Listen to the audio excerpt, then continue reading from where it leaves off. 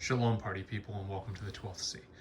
In front of you here, I just have a couple of things that I think would be pretty beneficial if you were building a rucksack, like say you're training for the Refuge Ruckus coming up in a month or so, and you want to start rucking a little bit more. You want to be able to just have a few things in the event that you're on a 5 or 6 mile ruck march, and you can't make it home right away for whatever reason. Maybe it's coming down rain on you. Maybe you have to, for whatever reason, stop and build a fire. Gotta go poop. Those kind of things.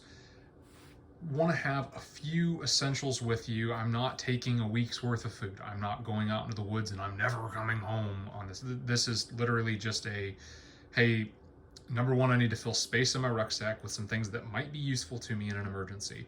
And number two, I want to have some good tools with me. Like say I want to turn it into an overnight camping trip. Theoretically, I could do that. I'm not necessarily going to do that with these things, but this is stuff I literally had around my house.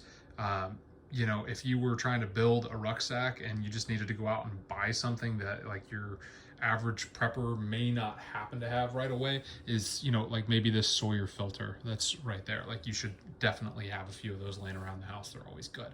But there's no rock solid brand recommendations for anything other than maybe that's going to be in this discussion for today. I highly recommend having a rock solid blanket of some kind that you can take with you, whether it's wool or, if it's going to be some kind of a blend or whatever. But you probably have some blankets around your house that you may not be using. I would grab the biggest one that you can spare, and I would have that.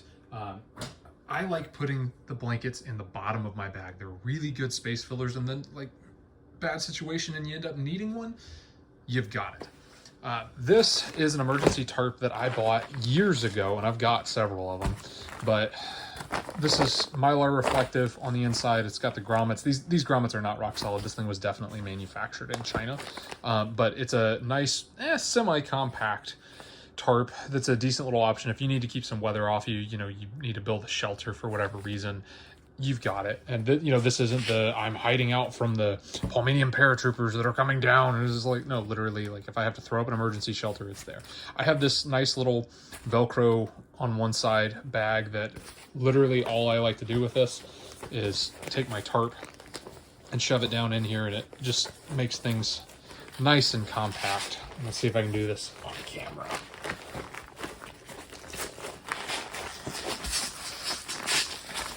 And I can actually shove some goodies down in there, and it just keeps things together. You could literally lash it if you had to, or tape or whatever, but this just is a convenient way to use it in the bag that I'm getting ready to throw this in. So I also highly recommend having some toilet paper. You'll notice I took the cardboard tube out of that. It just squishes a little flatter. You can open up the bag, squish some of the air out. It just is a good way to take a whole roll of toilet paper with you out in nature for when you got to do your business. From there, wet wipes. You can take 8 or 10 of them, fold them into quarters, and throw them in the bag. It's a good way to, be able to clean up in nature for whatever's worth. Go to your dryer and pull out a whole bunch of dryer lint. And you really should be cleaning your dryer out regularly. I think dryers are like the #1 reason for house fires. So you should be not only cleaning out the dryer lint catcher, but pulling the dryer away from the wall like every few months, and then vacuuming out that dryer exhaust hose. So like, hey, listen, this is, like maybe 3 cycles of dryer lint right there. And then I went ahead and threw the toilet paper tube in there. This makes some really, really good kindling in the event that you do need to start a fire. And then pro tip, you can actually grab some petroleum jelly and mix it all in with the dryer lint that's there, and you have a phenomenal fire starter out of that. Like really, really easy. You can get a pretty good fire started just with that. But for what it's worth, I highly recommend. Doesn't matter, just grab a pocket knife.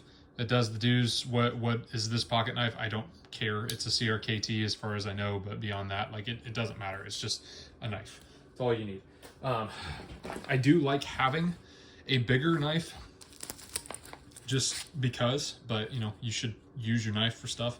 And hey, you know, dug a hole with this. Like, I really don't care. Oh, but you'll damage your edge. I don't care. Like, this is not a bushcrafty knife for me. It's literally just an extra one that I had laying around.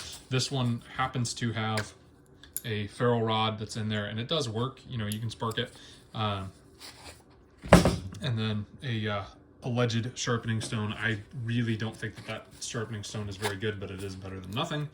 But it's not a survival knife. I don't care. Like, it's just a knife. That's really all that matters. This one just happens to be an extra one. If I had to do, you know, bigger things with that, cool.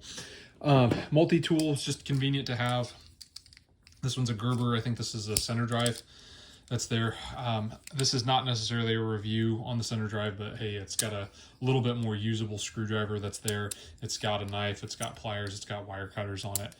It's better to have it and not need it than need to not have it. I don't know that I necessarily rubber stamp that one. It's just one that I've got that works. Gorilla tape. I like Gorilla tape a lot better than duct tape. I think the Gorilla tape holds well. It does all the good things. And, you know, pro tip when you're dealing with any of your tapes, and you can get this one actually a little bit thinner than others, but fold over your edge so that way now you have a working edge on it. Does all the doobly-doos.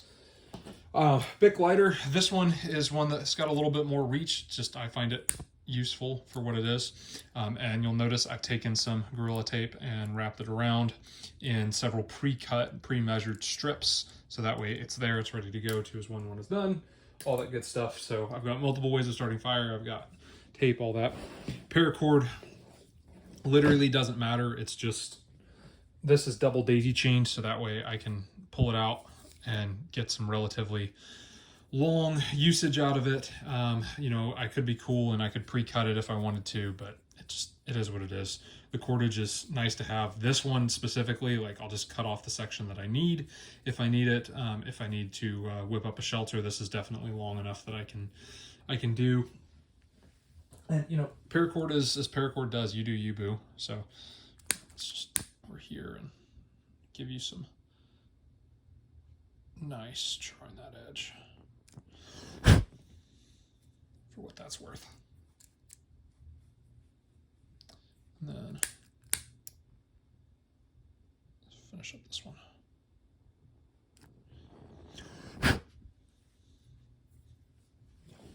Burned myself twice. Look at that. These are literally gloves that I don't care about. Just an old one and an old one. If you got to grab something and you're worried about preserving your grip, they're there. No, they're not matching. Like, I really don't care. I just grab some stuff that I have. Sawyer Mini kit. This is, I believe, the Squeeze, if I remember correctly. It comes with a irrigation syringe, a straw if you're into the life straw thingies. I think that's a check valve if I remember right. Nice little cap. And what actually matters in this kit, which, you know, the syringe is nice to have so that way you can backflow this. But what actually matters in this kit is this filter that fits on a normal water bottle size, which is super cool. So you can hook that on your bottles and actually drink from it. So that is pretty cool. You can have a dirty water bottle you can do your business on. It's just nice to have 1 liters for what it's worth. Those Sawyer kits, I like having them. It's nice to have a good kit, nice to be able to drink some purified water, but good to start your adventure with purified water already, so that way you're just not having to deal with things. This is literally just a Molly pouch that I had laying around. It happens to hold a 1 liter bottle relatively well with just a little bit of space, so if you want to toss something extra in there, you can. I don't care about it. It's just something that works. Double mag pouch. If you've got some of the smaller, like half liter bottles, they tend to fit relatively well in there, especially the ones that are a little bit more pliable. So that way I can keep my water handy for my actual rucking. Now, the next video that I'm going to do for this is going to be me putting together a bag, so that way you can kind of see some of these things incorporated in there. But these are just some basic things that if you're building a rucksack that you want to train with, have a few things in there. Obviously, snacks are going to be very personal. I would, have some really good snacks, quick, accessible, ready to go. I've got some other things and other systems that are there. I typically am going to have my plate carrier on when I'm rucking, and my plate carrier has medical on it. My plate carrier has got my poop shovel on it. My plate carrier has got a few other, roodly toodly things that go along with it. So if you want to go about it and do those kinds of things, but those are things that I like to have on my body, like regardless of when I drop my rucksack, I have that for me ready to go. So you always want to have systems that work together. That being said, tell me in the comments what I forgot about, and how terrible I am at building, bug out bags to go in the world with. Like, who cares? Like, just have a few basic things in a rucksack for what you're training with. But tell me what I missed. Sound off in the comments. Go do hard things.